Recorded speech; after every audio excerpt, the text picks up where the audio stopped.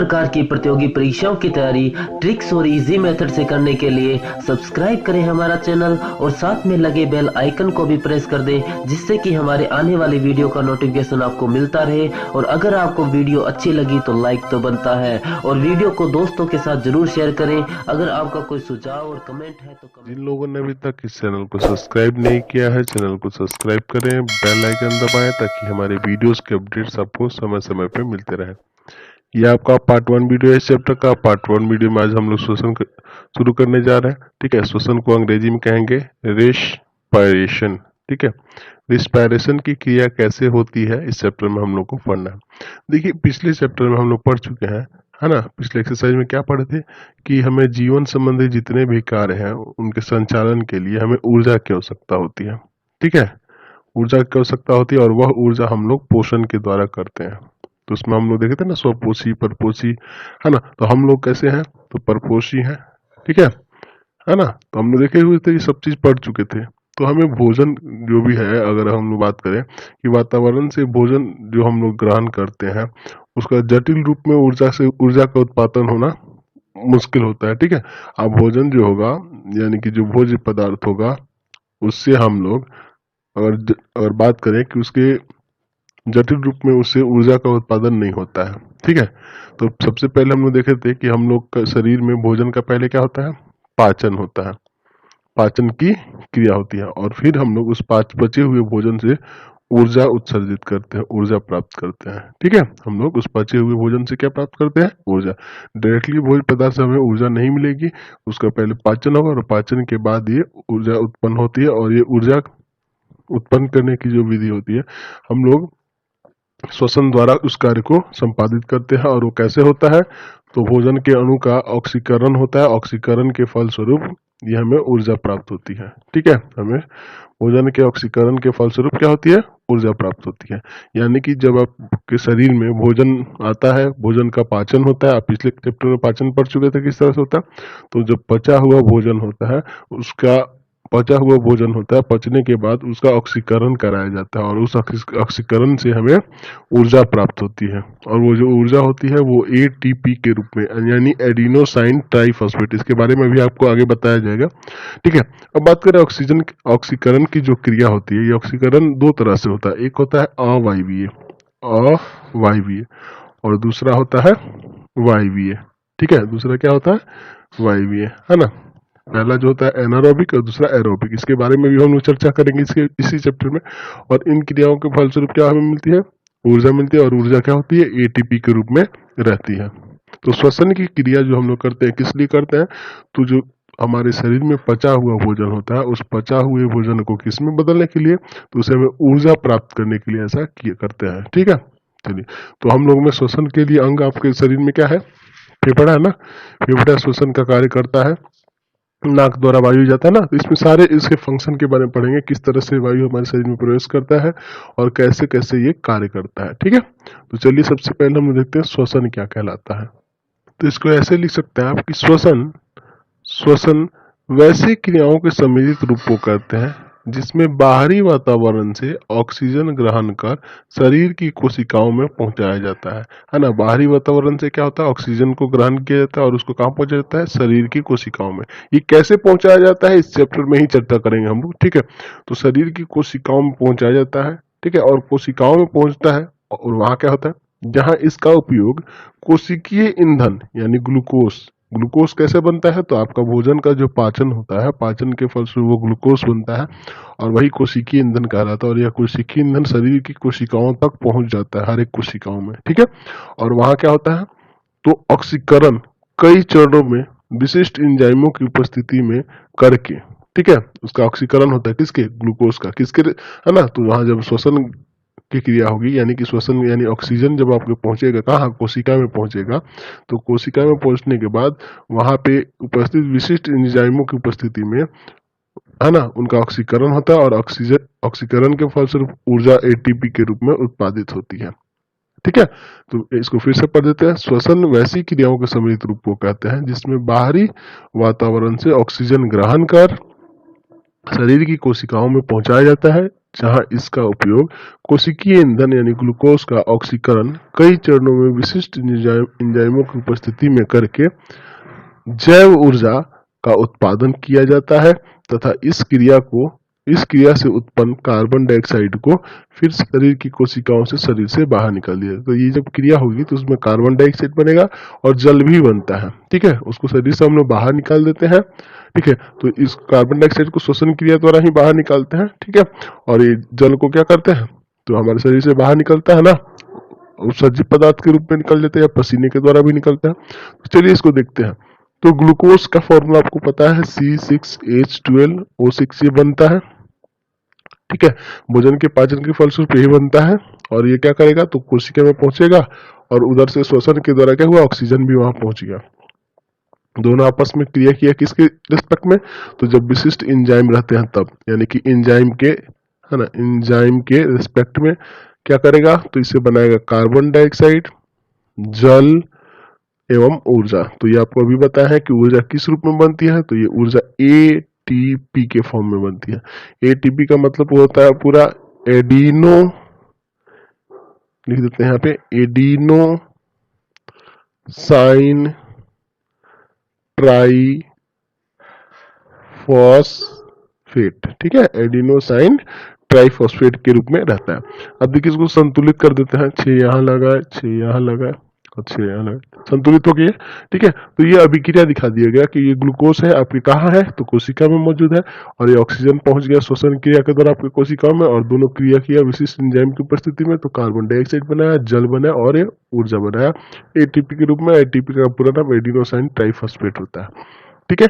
अब देखिए यहाँ जो कार्बन डाइऑक्साइड है हम लोग श्वसन क्रिया द्वारा ही बाहर निकाल देते हैं, ठीक है ना, शरीर से बाहर आ जाता है और ये जल क्या होता है, ये कोशिकाओं से बाहर निकल, ये हमारे पसीने के द्वारा निकल जाता है ना, या फिर उत्सर्जी पदार्थ के रूप में निकल जाता है ना। आपको याद है ना, आगे हम लोग ऐसे ही पढ़ेंगे इसमें आगे कि जल का हम लोग उत्सर्जी कर देते हैं यूरिन के रूप में, मूत्र के रूप में बाहर निकल जाता है कि नहीं। तो इस तरह से ये सारी क्रियाएं हमारे शरीर में होती है, ठीक है। तो श्वसन किस लिए होता है, तो ये भोजन के पाचन के फलस्वरूप बना ग्लूकोज का, है ना, उसको विघटित करके किसमें, ऊर्जा के रूप में प्राप्त करने के लिए, है ना। हम लोग ग्लूकोज का डायरेक्ट तो इस्तेमाल करेंगे नहीं, ऊर्जा का इस्तेमाल करेंगे, तो वो ऊर्जा में उसको बदल देता है, ठीक है। तो यहाँ जो ऊर्जा बन रही है, ठीक है, ये एडिनोसाइन ट्राइफॉस्फेट जो देख रहे हैं, ये ऊर्जा बन रहा है, ये कहाँ बनता है, कोशिका के अंदर बन रहा है। तो इसे हम लोग जैव ऊर्जा के नाम से भी जानते हैं, इसको जैव ऊर्जा भी कह सकते हैं, ठीक है, इसे जैव ऊर्जा। और ये जो कोशिका के अंदर जो ग्लूकोज है, इसको कोशिकीय ईंधन भी कह सकते हैं, कोशिकीय ईंधन, ठीक है, इसको कोशिकीय ईंधन कहते हैं, ठीक है, इसको कोशिकीय ईंधन भी कहते हैं कि कोशिका के अंदर ये ईंधन के रूप में इस्तेमाल होता है ना ऑक्सीजन के साथ अभिक्रिया करने के लिए, इसलिए इसको कोशिकीय ईंधन। और यहाँ ये जो ऊर्जा होती है ये हमारे शरीर के कोशिका के अंदर कहाँ होती है, तो माइटोकॉन्ड्रिया में संचित रहती है। ऊर्जा क्या किसमें रहती है, हमारे शरीर के माइटोकॉन्ड्रिया में रहती है, ठीक है, माइटोकॉन्ड्रिया में रहती है, ठीक है, ये माइटोकॉन्ड्रिया पे रहती है, ठीक है, वहां पे संचित रहती है।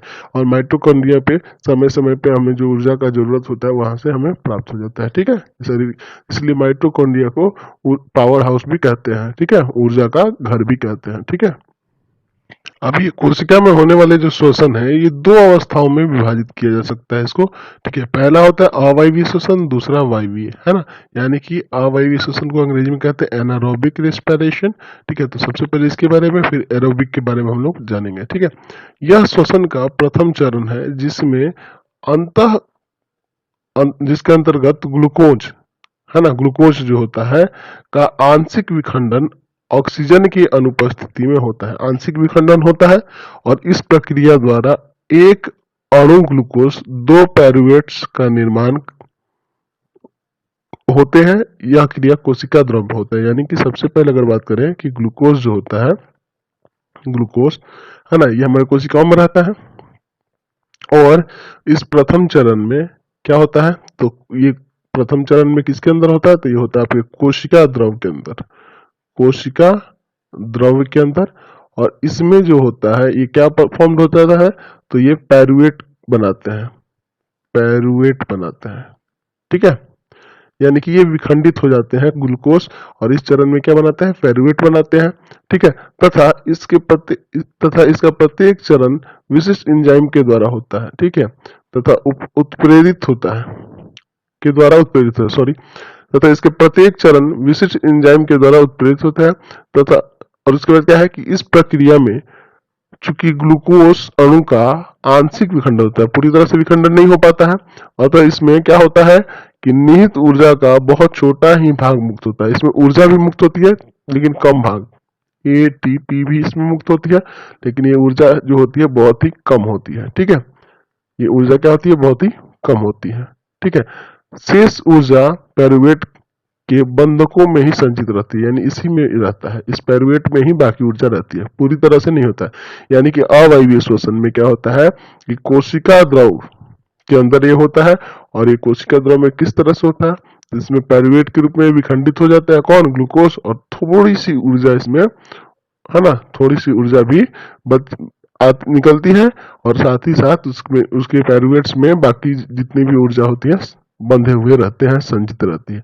अब देखिए पायरुवेट का विखंडन जो है 3 चरण में हो सकता है, 3 प्रकार से हो सकता है। पहला 3 प्रकार से होता है।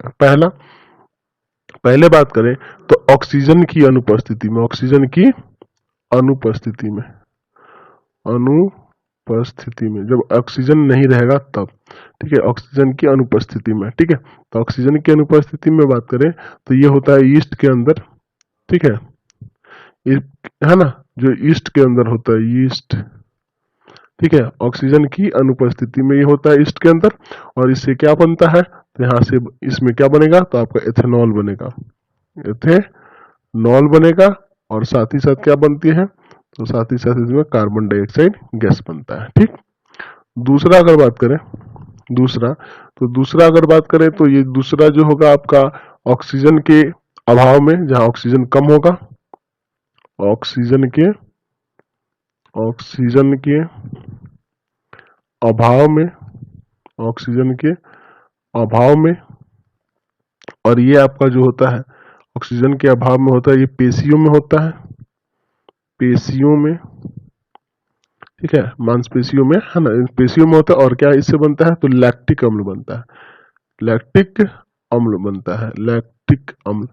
तो आप देखे होंगे कि जब भी आपको थकान होता है, आप ज्यादा तेज दौड़ लेते हैं, थक जाते हैं, तो उस समय यही क्रिया होती है कि ऑक्सीजन का जब अभाव होता है, और ये पेशियों में क्या बनता है, लैक्टिक अम्ल इकट्ठा हो जाता है, जिससे आपके मांसपेशियों में दर्द होने लगता है।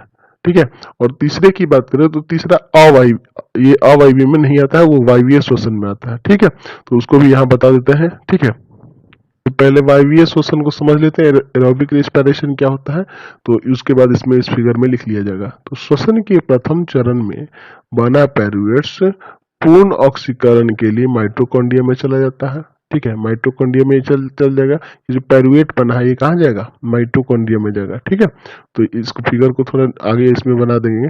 ठीक है, अगला भाग जो होगा, यानी कि ग्लूकोज के प्रथम चरण क्या है, पायरुवेट्स बन रहा है ना कोशिका द्रव में, तो पायरुवेट्स क्या हो जाएंगे, अब कहाँ चले जाएंगे, माइटोकॉन्ड्रिया में चले जाएंगे, और यहाँ आके क्या करेंगे, तो ऑक्सीजन की उपस्थिति में पायरुवेट का विखंडन होगा, और ये 3 कार्बन वाले परमाणु अणु विखंडित होकर 3 कार्बन डाइऑक्साइड के अणु बनाते हैं।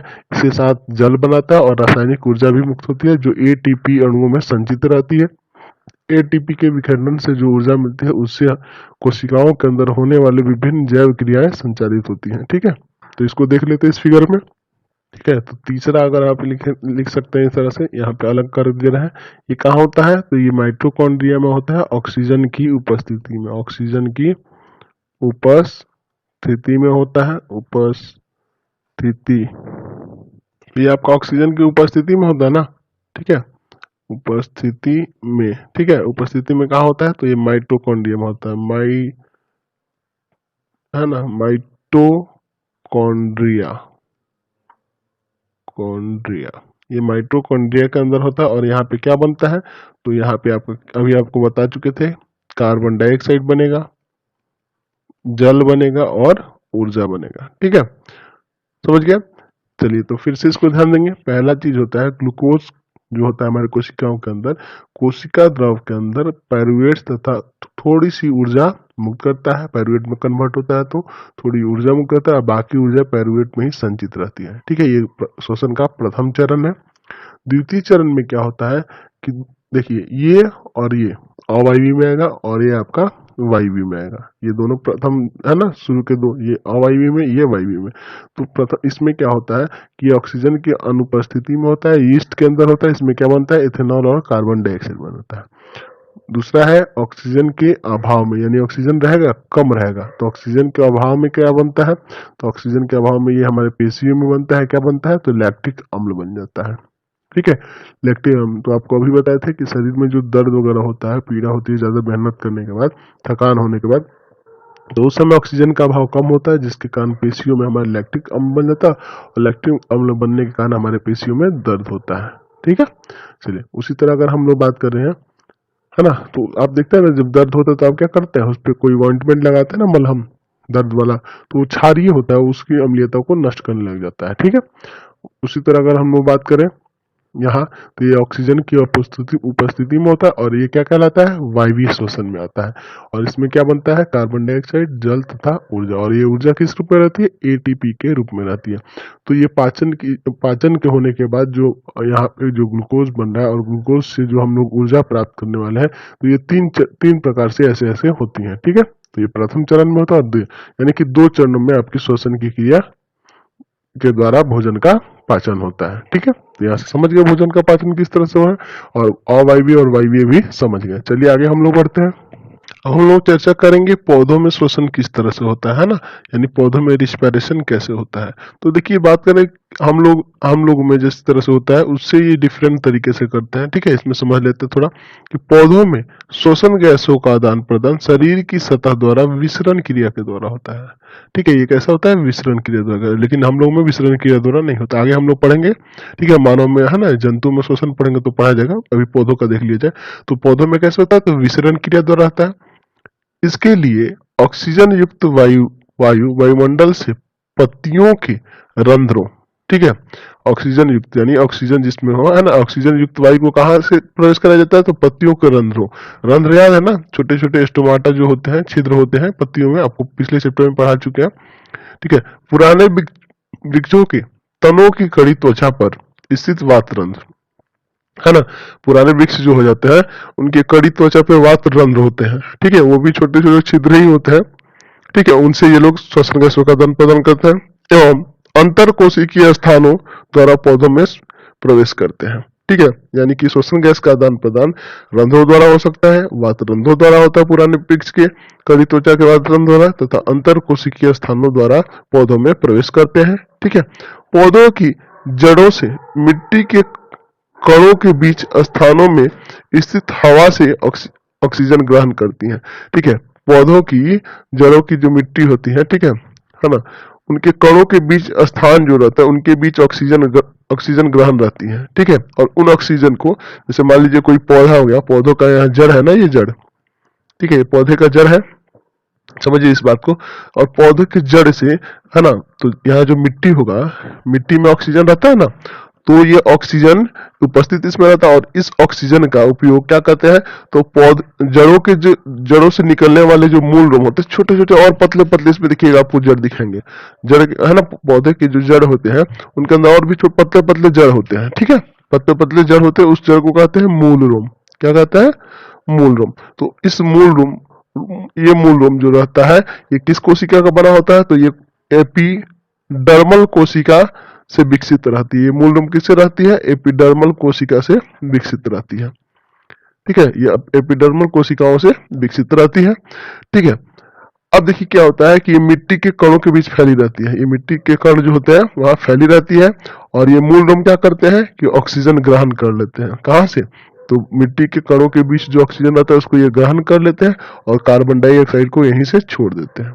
ठीक है, लेकिन पुराने जो वृक्ष होंगे उसमें क्या होता है, ये मूल रोम नहीं पाया जाता है, उसमें क्या रहते हैं, उनके कड़ी त्वचा पे वात रंध्र होते हैं, और इन वात रंध्रों द्वारा ये क्या करते हैं, अपने श्वसन गैसों का आदान प्रदान करते हैं।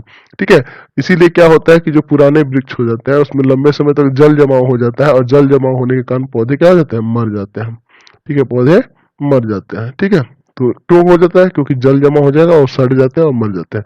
ठीक है, जैसे अगर जलीय पौधे की बात करें जो जल में रहने वाले हैं, वो भी क्या करते हैं?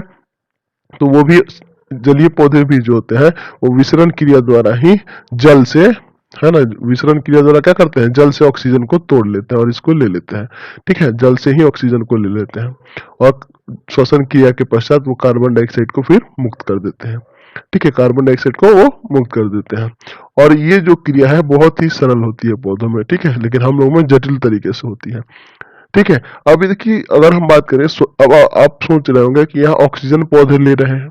ठीक है, आप पढ़े हैं कि पौधे ऑक्सीजन छोड़ते हैं, कार्बन डाइऑक्साइड लेते हैं, आप यही ना पढ़े हैं। लेकिन देखिए ऑक्सीजन पौधे ले रहे हैं, लेकिन पौधों में जो श्वसन गैसों का आदान प्रदान होता है वो आवश्यकता के अनुसार निर्भर करता है। ठीक है, उनके आवश्यकताओं पर निर्भर करता है और पर्यावरणिक स्थिति पर भी निर्भर करता है कि पौधे को क्या जरूरी है और पर्यावरणिक स्थिति क्या है, यानी दिन हो रहा है कि रात हो रहा है, उस पर निर्भर करता है। ठीक है, दिन रात पर भी निर्भर करता है और उसके आवश्यकता पर, पौधे को क्या आवश्यकता है उस समय, उसके ऊपर भी निर्भर करता है। ठीक है, किस चीज की आवश्यकता है उसके ऊपर निर्भर करता है। तो अगर दिन में बात करें तो दिन में इनको धूप मिलता है तो ये पत्तियां क्या करती हैं? कार्बन डाइऑक्साइड को ग्रहण करती हैं और ऑक्सीजन का निष्कासन करती हैं। ठीक है, ऑक्सीजन का निष्कासन करती हैं। लेकिन रात में प्रकाश संश्लेषण की क्रिया नहीं हो पाती है, इसलिए क्या करते हैं कि रात में ऑक्सीजन लेते हैं और कार्बन डाइऑक्साइड छोड़ देते हैं। रात में इसका उल्टा होता है। ठीक है, रात में क्या होता है कि ये क्या करेंगे? ऑक्सीजन लेना शुरू कर देंगे और कार्बन डाइऑक्साइड छोड़ना शुरू कर देते हैं, है ना। तो अभी आपको पता है ना कि श्वसन गैसों का आदान प्रदान पौधों में पर्यावरणिक स्थिति पर निर्भर करता है, साथ ही उनकी आवश्यकताओं पर निर्भर करता है कि उनको क्या चाहिए। ठीक है, समझ गए ना ऐसे? तो आपको ये ध्यान देना होगा। तो आपको यहाँ से पता चल गया कि जो पौधे होते हैं वो पत्तियों के रंध्रों द्वारा, स्टोमाटा द्वारा, वो क्या करते हैं? ऑक्सीजन को ग्रहण करते हैं। ठीक है, जरूरत के अनुसार, है ना। दिन होगा तो यहाँ कार्बन डाइऑक्साइड ग्रहण करेंगे और रात में क्या करेंगे? ऑक्सीजन ग्रहण करते हैं और कार्बन डाइऑक्साइड छोड़ते हैं। तो उल्टा होता है इसमें। उस तरह वातरंध्र द्वारा पुराने जो वृक्ष हो जाते हैं, उनके कड़ी त्वचा पे वातरंध्र होते हैं, उनके द्वारा हो जाता है। ठीक है, ये श्वसन गैस का आदान प्रदान होता है। ठीक है, और अंतर कोशिकीय स्थानों, है ना, अंतर कोशिका स्थानों के द्वारा भी इनका श्वसन गैसों का आदान प्रदान होता है।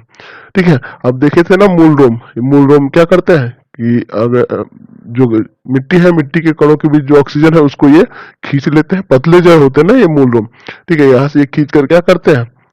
ये ऊपर चले जाते हैं, शरीर के विभिन्न भागों में संचारित हो जाते हैं और ये अपना फिर भोजन का निर्माण करते हैं। ठीक है, तो ये जो क्रिया है श्वसन की क्रिया आप समझ गए। अब अगर हम लोग बात करें श्वसन की क्रिया के, तो यहाँ आपको ये पता चल गया कि पौधे के प्रत्येक भाग, जैसे मान लो जड़ हुआ, तना हुआ, पत्तियां हुआ, है ना, पत्तियों में भी हो रहा था श्वसन, अभी आपको देखे रंध्रों में, तना में भी हो रहा है और जड़ में भी हो रहा है। लेकिन हम लोगों में ऐसा नहीं होता है। मनुष्य में क्या होता है? फेफड़े द्वारा हम लोग सांस लेते हैं ना, लेकिन इनमें देखा था श्वसन गैस का अंदर की तरफ आना पत्तियों द्वारा भी हो जा रहा है, तनों द्वारा भी हो जा रहा है और जड़ के द्वारा भी हो रहा है। समझ रहे हैं ना इस बात को? तो यहाँ से ये भी आप कह सकते हैं कि जंतुओं में जो श्वसन होता है ना, पौधों के श्वसन से, है ना, पौधों की तरह नहीं होता है ना, श्वसन गैस ऐसे प्रवाहित नहीं होते हैं। लेकिन इसमें देखा ना, जड़ में भी होता है, तना में भी होता है और पत्तियों द्वारा भी होता है। ये भी याद रखेंगे कि जो पौधों में अगर बात करें तो जंतुओं की अपेक्षा श्वसन की गति धीमी होती है, क्योंकि इनको जैव कार्य ज्यादा करने नहीं है ना। जैव क्रिया जो होती है, जैसे हम लोग जो जैव क्रिया करते हैं ना, बहुत सारी क्रियाएं करते हैं, तो उतनी क्रिया इनको नहीं करनी होती, इसलिए इनको ज्यादा श्वसन गैसों की जरूरत, आदान प्रदान करने की जरूरत भी नहीं पड़ती है, यानी कि इनकी गति धीमे होती है ना। इनको ज्यादा ऊर्जा की आवश्यकता नहीं होती हम लोगों से, इसलिए इनमें श्वसन की गति धीमी होती है। हम लोग में श्वसन की गति क्या होती है? तेज होती है। ठीक है, यानी कि जंतुओं में जो होती है श्वसन की गति पौधों की अपेक्षा अधिक होती है। अब हम लोग चर्चा कर लेते हैं थोड़ा जंतुओं में श्वसन गैसों का आदान प्रदान कैसे होता है। ठीक है, तो अगर हम लोग जंतुओं में श्वसन गैसों का आदान प्रदान की बात करें तो पेड़ पौधों से थोड़ी अलग होती है। अगर निम्न श्रेणी का कोई जंतु होगा, जैसे एक कोशिकीय कोई जीव होगा, जैसे अमीबा होता है ना, पैरामीशियम एक कोशिकीय जीव होता है। अमीबा के बारे में आप पिछले चैप्टर में पढ़े थे, तो अमीबा ऐसे होंगे ना, तो इनमें श्वसन गैसों का आदान प्रदान है ना, यानी ऑक्सीजन और कार्बन डाइऑक्साइड का आदान प्रदान जो होता है विसरण क्रिया द्वारा होता है, विसरण क्रिया द्वारा होता है, डिफ्यूजन प्रोसेस के द्वारा होता है। ठीक है, और उसी में निम्न श्रेणी के जो बहुकोशिकीय जंतु होंगे, जैसे हाइड्रा की बात करें तो इनमें भी श्वसन गैसों का आदान प्रदान जो होता है विसरण क्रिया द्वारा ही होता है। लेकिन उच्च श्रेणी के जंतु जैसे पक्षी हुए, मैमेलिया वर्ग के जैसे हम लोग हुए, कंगारू हुए, है ना, जितने भी गाय भैंस जो भी ये आते हैं, ये सब जो होते हैं इनमें इनको अपने सारी जैव क्रियाओं के लिए, है ना, जैव क्रियाओं के लिए बात करें तो अधिक ऊर्जा की जरूरत होती है। ठीक है, जैव क्रियाओं करने के लिए अधिक ऊर्जा की जरूरत होती है, इसलिए इनमें ज्यादा मात्रा में ऑक्सीजन की जरूरत होती है, ज्यादा मात्रा में ऑक्सीजन चाहिए होता है। इसलिए क्या होता है कि इनमें विशिष्ट अंग पाए जाते हैं। ठीक है, तो जंतुओं में अगर बात करें समानता, तो 3 प्रकार के श्वसन अंग पाए जाते हैं, है ना। जंतुओं की बात करें तो जंतु में 3 तरह के श्वसन अंग पाए जाते हैं। पहला श्वसन अंग की बात करें श्वास नली या ट्रैकिया। ठीक है, तो श्वास नली और ट्रैकिया की बात करें तो ये जितने भी छोटे छोटे कीट पतंग, कीड़े मकोड़े जो होते हैं, जैसे अगर बात करें तिलचट्टा वगैरह जो होता है, ठीक है, इन सब में इस तरह की श्वास नली पाई जाती है। ठीक है, और है ना, तितली वगैरह जो होती है उनमें, ठीक है, श्वास नली पाई जाती है, ट्रैकिया पाई जाता है। गिल्स की बात करें तो गिल्स आपको पता है मछलियों में पाया जाता है। और फेफड़े की बात करें तो फेफड़ा जो होता है है ना, मैमेलिया वर्ग का जितना भी जंतु होता है, जैसे मनुष्य हो गया, ये जो हो गया, इन सब में पाया जाता है। ठीक है, तो इस चीज को आप याद रखेंगे। पहला हम लोग बात करते हैं श्वास नली की, यानी कि ट्रैकिया की। तो श्वास नली आपको बताया है कि ट्रैकिया जो होता है, ट्रैकिया द्वारा श्वसन कीटों में पाया जाता है। जैसे कि अगर बात करें टिड्डा हुआ, तिलचट्टा हुआ, इन सब में होता है। ठीक है, ट्रैकिया जो होता है शरीर के भीतर स्थित अत्यंत शाखित हवा भरी नलिका है। ठीक है, तो ये जो ट्रैकिया देख रहे हैं फिगर में, यहाँ पे, यहाँ से लेके यहाँ तक ये फैली हुई है, जो एक ओर से सीधे उत्तक के संपर्क में रहती है, इधर उत्तक के संपर्क में रहेगी, तथा दूसरी ओर शरीर की सतह पर श्वास रंध्र नामक छिद्र द्वारा खुलती है। श्वास रंध्र नामक छिद्र यहाँ पे देख रहे हैं ना, श्वास रंध्र दिखाएगा, इस छिद्र में खुलती है। समझ गया। अब देखिए, अगर इसमें ध्यान दिया जाए तो कीटों के अंदर जो होता है, कीटों के अंदर बात करें, जैसे एक कीट का आकृति है ना, तो इनके अंदर जो होता है श्वसन गैसों का आदान प्रदान रक्त के माध्यम से नहीं होता है। ठीक है, इनमें रक्त के माध्यम से ये नहीं होता है ना, रुधिर के माध्यम से नहीं होता है। इसी कारण अगर कीटों में बात करें तो इनके रक्त में हीमोग्लोबिन नहीं पाया जाता है। इनमें क्या होता है, हीमोग्लोबिन नहीं पाया जाता है। इसलिए देखोगे कीट कोई मारे होंगे, है ना, कीट कोई मारे होंगे, कीड़ा कोई अगर मारे होंगे तो देखे होंगे कि उनका रक्त जो होता है लाल नहीं होता। हीमोग्लोबिन नहीं होने के कारण उनका रक्त लाल नहीं होता, या कोई ऐसा प्रकार का रंजक नहीं होता है, ऐसा प्रकार का कोई पिगमेंट नहीं होता है जिसकी जो ऑक्सीजन को बांध के रखे। ठीक है, बांध करने की क्षमता नहीं होती है ना, इसलिए इनके रक्त में हीमोग्लोबिन नहीं, है ना, हीमोग्लोबिन नहीं पाया जाता है, या ऐसा कोई भी रंजक नहीं पाया जाता है जो ऑक्सीजन को अपने पास बांध के रखे। इसलिए इनमें जो होता है अंदर नहीं होता है, ऑक्सीजन का प्रवाह कहाँ होता है, तो बस इसमें एक नली होती है, उसी नली के अंदर, उस नली को क्या कहते हैं, श्वास नली कहते हैं। ठीक है, तो वो श्वास नली होती है बस, और इनके शरीर में रुधिर के अंदर ये ऐसा कोई माध्यम नहीं होता है जिसके कारण इनके रुधिर में ये घूम सके। ठीक है, तो यहाँ से आपको क्लियर हो गया। ठीक है, तो इनमें हीमोग्लोबिन नहीं रहता है, या कोई ऐसा भी रंजक नहीं होता है जिसके कारण वो ऑक्सीजन को रोक के सके। और हीमोग्लोबिन ना होने का मतलब आप देखे होंगे कि इनका जो रक्त होता है इस तरह का नहीं होता है, लाल, हम लोग मानव जैसा नहीं होता है, लाल नहीं पाया जाता होगा। ठीक है, कीटों में। समझ गया। तो इसी के साथ अब इस पार्ट को एंड कर देते हैं, अगले पार्ट में आगे देखेंगे। ठीक है, तो चैनल को सब्सक्राइब कर दे, बेल आइकन दबाएं, ज्यादा से ज्यादा शेयर करें, वीडियो को शेयर करना ना भूलें, ज्यादा से ज्यादा जरूर शेयर करें, लाइक कर दें और बेल आइकन दबा दें। Thanks for watching.